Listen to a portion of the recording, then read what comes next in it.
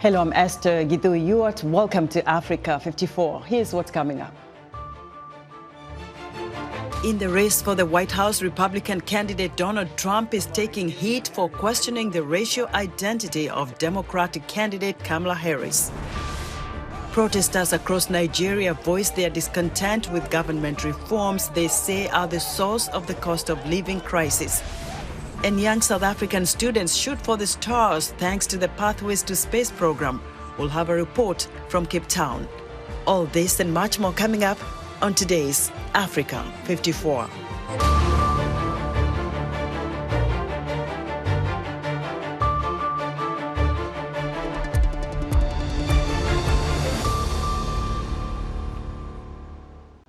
We begin our broadcast with the race for the White House. Republican candidate Donald Trump is facing backlash on Thursday after questioning the racial identity of the Democratic candidate Vice President Kamala Harris. With fewer than 100 days before Election Day, VOA correspondent Scott Stearns looks at the state of the race and what voters are saying about the candidates. Republican candidate Donald Trump told supporters in the key swing state of Pennsylvania that his likely Democratic opponent is a fraud. The radical left Democrat Party bosses have installed a puppet candidate to fight only for themselves. Kamala Harris got 0 votes.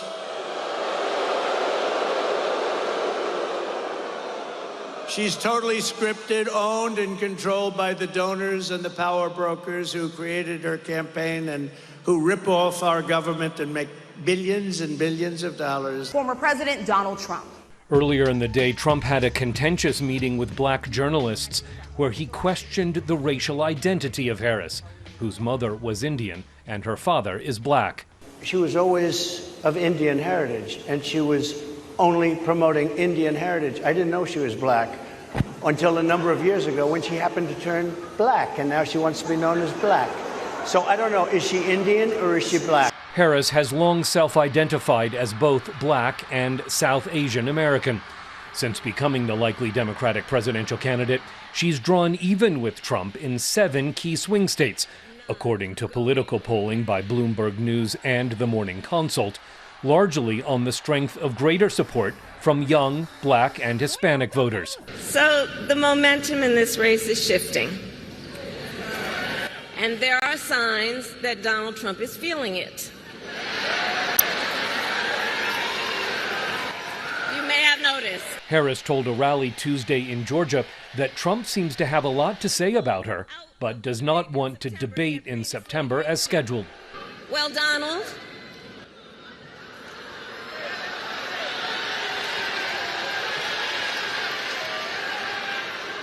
I do hope you'll reconsider to meet me on the debate stage.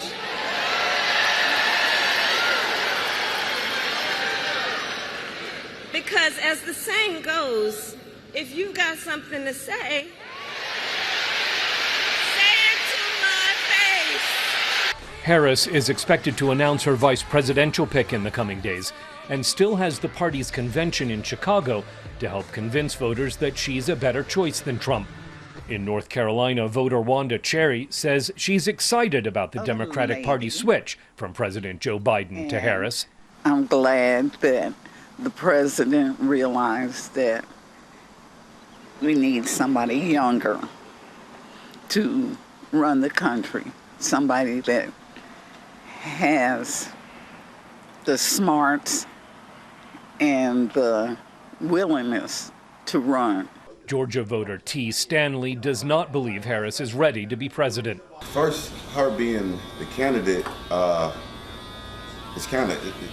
this is like horrific to me because, first of all, she's not prepared to be president, and it seems like she's already president now. Georgia voter Phil Ownby says Harris has reinvigorated the presidential race. I will vote for her, and I'm excited to do so. I generally think she may be a little liberal on certain issues, but in order to safeguard our democracy, I definitely vote for her.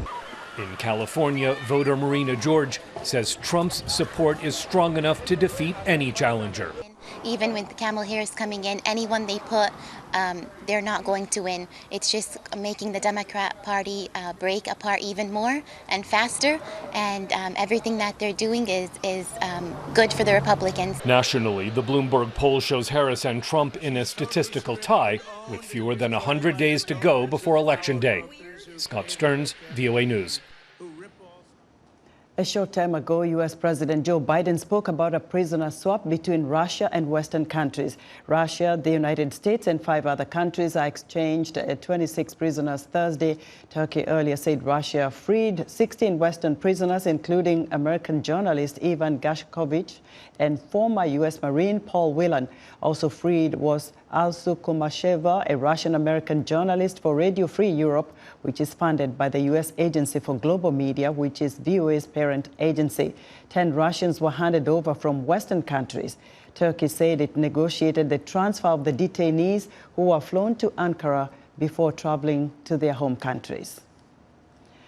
In the Middle East, Iran held a funeral Thursday for Hamas political leader Ismail Haniyeh, whose assassination in Tehran has added to fears of a regional conflict. Meanwhile, Israel is bracing for retaliation from Iran, who immediately blamed the Jewish state, which did not comment. Israel has previously said it will assassinate every Hamas member involved in the October 7th terror attack on its soil. Linda Gradstein has more from Jerusalem. Israel has stepped up security at its embassies around the world and warned citizens to be on alert after Hamas political leader Ismail Haniyeh was assassinated in Iran, allegedly by Israel. Israeli analysts say the operations against both a senior Hezbollah commander in Beirut and Ismail Haniyeh in Tehran were victories for Israel, but will trigger retaliation. But pay attention to the fact that both sides are trying to find a modus operandi or kind of retaliation or kind of operation that will be strong enough to make a statement, but not escalate to a full-scale war. Yadlin says both operations help to rebuild Israel's image as a strong country with intelligence capabilities, an image which was shattered in the Hamas attack on Israel on October 7. Haniyeh, who was the political leader of Hamas, had been living in Qatar. In April, an Israeli airstrike killed 3 of his sons in Gaza. Palestinians in Gaza say his death will make them more committed to fighting Israel. The Israeli occupation falsely believes that by assassinating leaders of the Palestinian resistance, it will damage the resistance capabilities or its ability to function. We've witnessed the assassination of a number of Palestinian resistance leaders, but the resistance has grown, multiplied, and gained more power to target the Israeli occupation. This is what was happening, and that is what will happen after the assassination of Haniyeh. The assassination comes amid talks for a ceasefire between Israel and Hamas, which could lead to the release of at least some of the 115 hostages still being held in Gaza. Some analysts said the killing of Haniyeh may further weaken Hamas in Gaza. So Hamas in Gaza is slowly losing its relevant capabilities. It will remain in Gaza. It's strong. It can force Gazans not to cooperate with Israel. But as a military organization, slowly, Israel is making it irrelevant.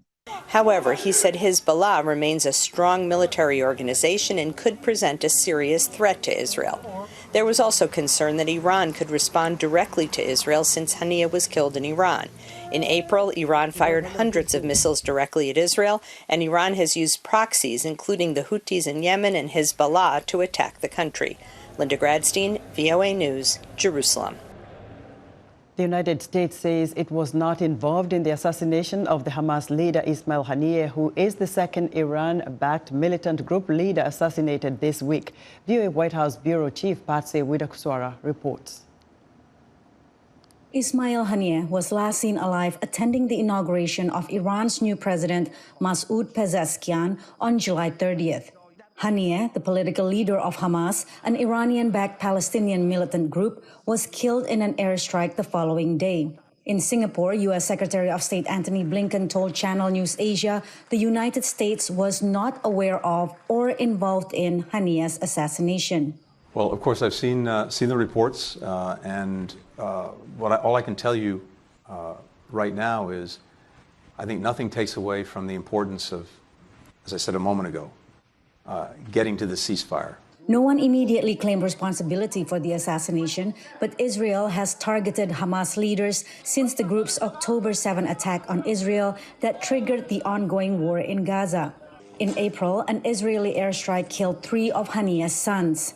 Iran's Supreme Leader Ali Khamenei, who met with Haniyeh the day before he was killed, has vowed revenge. In a statement, he said, quote, "We consider it our duty to ask for the blood of our dear guest." Iranian ambassador to Lebanon, Mojtaba Amani, also blamed the U.S.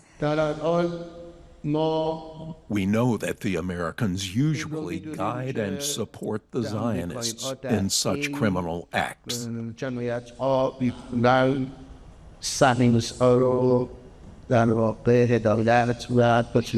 Haniyeh's killing happened a day after Israel carried out a strike in Beirut that killed Fuad Shukur, commander of Hezbollah, an Iran-backed group in Lebanon. Israel holds the group responsible for a deadly attack in the Israeli-occupied Golan Heights over the weekend. With fears of regional escalation rising, Western countries are urging restraint. U.S. Secretary of Defense Lloyd Austin said war is not inevitable. We're going to do everything we can to make sure that we keep things from turning into a broader conflict throughout the region. Meanwhile, Israel continues its military campaign in Gaza as a ceasefire for hostage agreement remains elusive. Qatar and Egypt, key mediators in the talks, said Haniyeh's killing jeopardizes truce efforts. But Blinken declined to speculate. We simply don't know. What I do know is the enduring imperative of getting the ceasefire, and what I do know is we'll continue to work at that every day. Israel has killed more than 39,000 people in Gaza, according to Palestinian health authorities, which do not distinguish combatant and civilian casualties. The campaign is in retaliation for Hamas' October 7th attack, in which the militants killed 1,200 people in Israel and took more than 200 hostages. Patsy Widakuswara, VOA News, Washington. For more perspective on the conflict in the Middle East, I'm joined live from here in Washington by Nola Haynes, a national security and foreign policy expert at Georgetown University School of Foreign Service. Nola, what do you think will be the immediate reaction following Haniyeh's death as the war between Israel and Hamas threatens to grow into a wider conflict? Thank you for having me, Esther. You know, ironically, as we celebrate the release of the hostages today from Russia, we also have to turn our attention to the hostages that have been suffering since October 7th. So my first thought are with the hostages, in the sense that where does the ceasefire talks, stand? Like, where will the hostages fall as we think about moving forward? So the direct aftermath to your direct question, it's still, I agree with Secretary Austin. There needs to be more information collected. There are things that we simply don't know, and I don't think that people should rush to think about escalation. I think we should be cautious and make sure that all of the intel is correct, because the region is already engulfed in so much conflict. The last thing that needs to happen is more escalation fearing. And what do you think would be the implications of Haniyeh's death to the Hamas group? The implications are large. Going back to the ceasefire, you have a situation where Israel absolutely 1,000% wants its hostages back. And you have a situation where Hamas's military leadership is being decimated. So right now, unfortunately, the only leverage that Hamas has are the hostages. So what's the incentive? So that's the question here. I know for a fact that the United States wants this war to end. I know that for a fact. I'm sorry, Esther, go ahead. Well, how does this new development then, impact the negotiations that were ongoing for a ceasefire and also for the release of the hostages? I won't sugarcoat it. It's complicated. It was complicated before this happened. And I just kind of want to frame this for people, that we're talking about what happened to Haniyeh. And as I'm sitting here right now, I still don't think that Israel has claimed that assassination. Now, right before that, Israel did claim killing Hezbollah's number 2 because of an attack that killed 12 Israeli children. So it's this constant back and forth, this cycle of retaliation. And to my mind, that is what needs to stop. It's a combination of making sure the hostages get back safely, that there is some level of a ceasefire, in this constant back and forth retaliation. It's just, it's not solving anything. If anything, it's making things worse. And do you think there'll be an escalation of this kind of situation when we already have the Middle East is already at war, Israel and the Hamas group? Do you see that affecting, the larger global community? Iran is angry.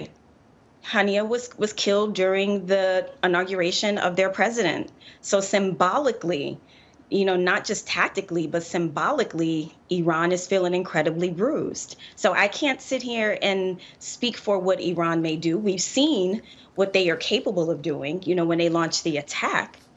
And who's to say that they won't continue with something very similar? I don't know. I can't speak for what their military tactical plans may or may not be. But we do have evidence that they are capable of retaliating. And I'm just hoping that cooler heads will prevail to jump in and to really strategically stop this constant cycle of retaliation. Because, like I said before, that isn't going to solve any problems in the region. It's just going to exacerbate the already chaotic situation. Nola, we've seen also some cancellations of airplanes, flights going to that region. So perhaps we'll see what happens in the next coming hours. Nola, thank you very much for your insight. Nola Haynes is a national security and foreign policy expert at Georgetown University School of Foreign Service.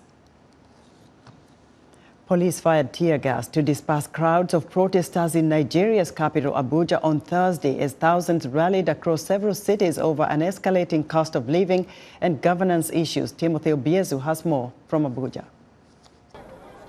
It's only the first day of what the youths have tagged 10 days of rage, and the scenes are already chaotic. Police operatives using tear gas on protesters. This is the sound and sight of Abuja, Nigeria's capital today, but this sound echoes around the country. The youths are protesting against poor governance and what they say is an unbearable cost of living that has eroded their incomes. How did Nigeria get here? Last year, President Bola Tinubu scrapped the fuel subsidy payments and sharply devalued the country's currency, the naira. Authorities said the fuel subsidy scheme had become too expensive to sustain and only benefited a group of corrupt people. But these decisions shut up food prices, making it difficult for ordinary citizens to afford their basic needs. And they say they want a reversal. Someone like me, I own a restaurant. I have to shut down for like a year and 2 months now because I don't achieve anything. So nothing, we only run. They chased us to run. We'll go back to them again. They keep chasing us to run. All over me was tear gas, but I eventually got one in front of me. I have to send back to them. Days ago, Nigerian authorities promised to address the grievances of the protesters in order to prevent the protests from holding. These protests follow similar demonstrations in Kenya and Uganda. Authorities warned the protests could descend into chaos and that operatives will not sit by and watch protesters foment violence. But the violence we see here today is authorities disallowing protests and dispersing protesters with tear gas canisters. Nigeria is a signatory to several African treaties on human rights, but the rights of protesters are often violated here. The cost of governance in Nigeria is so high. Our leaders are just, embezzling money, buying unnecessary things, while we have the most incompetent legislators in the history of Nigeria. In October 2020, protests against the SARS police unit ended in bloodshed after state agents opened fire on protesters at the Lekki toll gate. Timothy Obiezu, VOA News, Abuja, Nigeria. VOA's Antonella Bruto has more on Thursday's protests in Nigeria against what they say is inaction from the government over a cost of living crisis. Police in Lagos began firing on protesters Thursday to quell growing demonstrations against the government. Protesters demonstrated in Abuja, the commercial capital, and several other cities to show discontent with economic reforms that have led to rampant inflation and inflicted increasing hardship on ordinary Nigerians. We are tired of being hungry. We cannot even feed our children. One tuber of yam is 5,000. We cannot buy tomato and pepper. Pepper is 1,000. The poor cannot survive. Please, we need you to change the government. President Bola Tinubu's administration has encouraged open dialogue with those angry with government reform, but citizens say the changes aren't happening quickly enough. On Monday, Tinubu signed a new minimum wage measure into law to help workers cope with the hardship caused by his economic changes. But many of the country's 200 million people are either self-employed or do not have jobs. Things have been expensive in the market. Nigerians are suffering, Nigerians are hungry, Nigerians are angry. As you know, in Nigeria today, a lot of people are unemployed.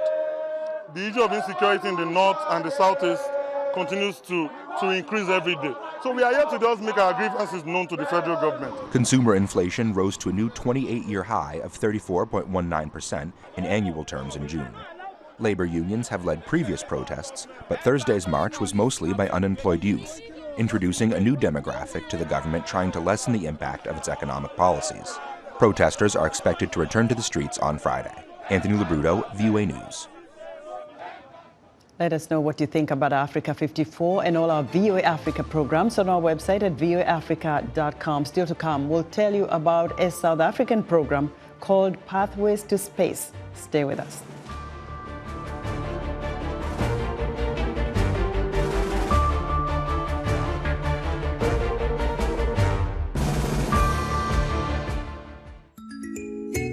Corruption is said to undermine justice and the rule of law in societies.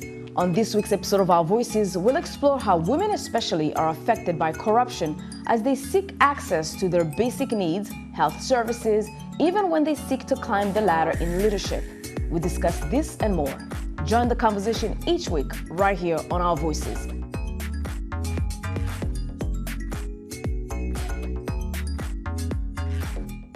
You're watching VOA's Red Carpet. My name is Jackson Vunganyi. Thank you so much for joining us each week right here on Red Carpet. We bring you the latest in